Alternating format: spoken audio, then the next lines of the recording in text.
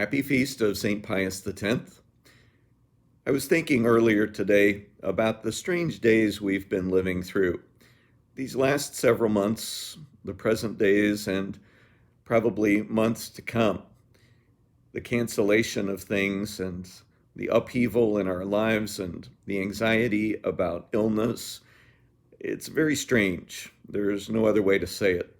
Many of us have looked for new words, new ways of expressing it, but it's just the fact that it's strange. Part of what I have been thinking about lately is the future. It's hard to look to the future with hope, I think, when your present life is so challenging, when things are so different here and now. It's hard to look to the future and have a sense of optimism or a sense that all will be well. The first reading at Mass this morning is one of those profound prophetic readings from the book of the prophet Ezekiel, walking through a plain covered with dry bones. And the Lord God tells him to prophesy to the bones. And the bones start to rattle and come together, and then sinew and flesh. And then the Lord tells Ezekiel to prophesy to the four winds and have the Spirit come and inhabit those dry bones that have come together to form bodies.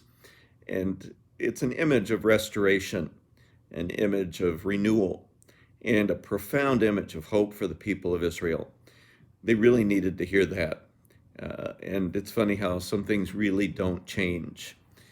Looking to the future, we need to know that there is some vision, there is some promise, and there's a power at work on our behalf, at work on behalf of the reign of God, that does indeed call us to have hope.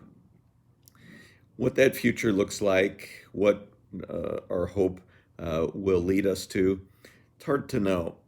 But I think as people of faith, it's one of the marks of our lives to be hopeful, to look to the future, to trust, to believe, and to do our best to cooperate with it, to look forward with a confidence that God will do what God desires to do.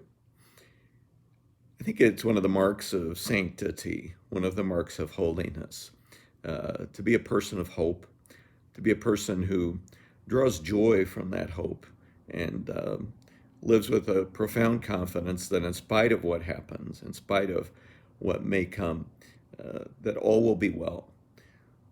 That prophecy is a good one to ponder. The dry bones of the present day, challenging as they are, still hold the promise of some new life that only God can bring forth.